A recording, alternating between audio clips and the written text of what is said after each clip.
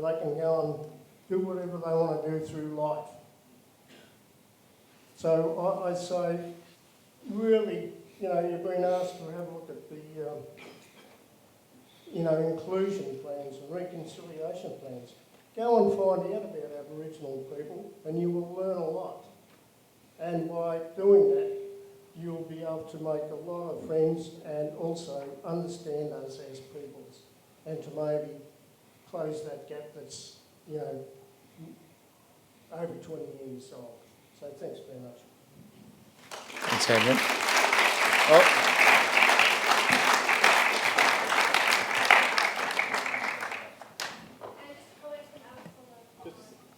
There's just one comment there. Do you want to read it out, Norm? Oh, my glasses are all. You able to read that? I think love should be a guiding principle of Arts Front. We sometimes avoid this word, I think. Frightened we will be dismissed as being too soft or weak somehow. Grateful to the last speaker for voicing love and bringing the value and warmth to the room.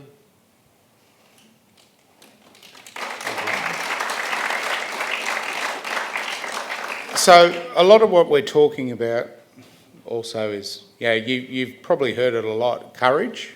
So I'm going to throw it open. Is there any responses? We've got one over here and one up the back.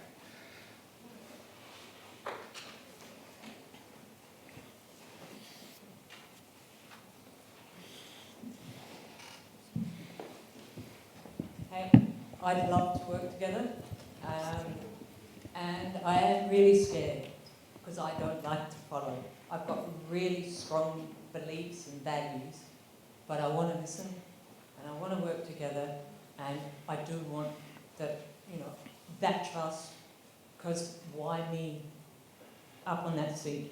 Why not you guys? Really? Yep. Because there are fucking brilliant principles, there are all these amazing things that we could share. I'd love to start. Cheers. Thank you. I think we have one up the back. You can come down the front, stand in front of everyone. Yeah.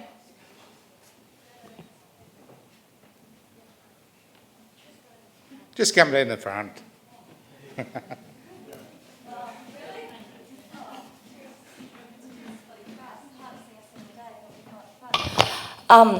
Hi, my name's Kelly. I grew up on Larrakia land and I lived for a long time on Aranda land, and I think, handing over privilege makes me feel really scared and uncomfortable. And talking about colonisation, it makes me feel really uncomfortable because my family's been in the territory for 5 generations, which means we've been involved in some really fucking awful stuff.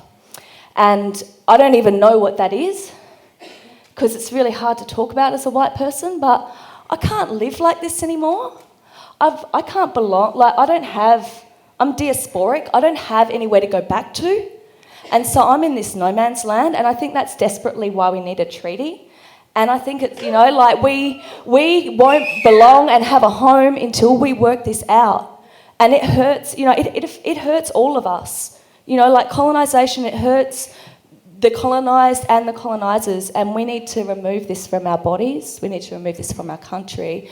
And I think that the more us white fellas actually lean into the pain and into the uncomfortableness, because that's when you're somewhere you haven't been before, and we're going somewhere we haven't been before. And, to acknowledge the grief and the hurt that we feel, and not to ask Aboriginal people to do that, but just to say, this is pain. It's painful to hurt other people, and I don't want to live like this anymore. So yeah, it is really confronting, but thank you for having the courage to, do the lights and go, come over here into this really uncomfortable space, because I think that that's where we make change. Thank you.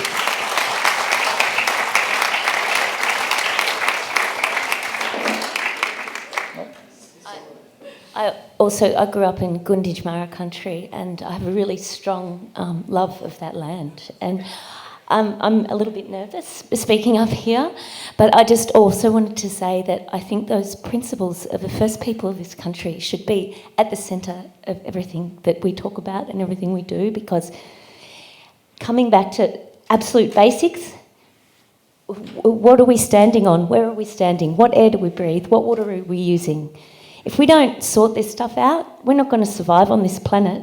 So we need to follow these core principles and live with love. Live with love for this place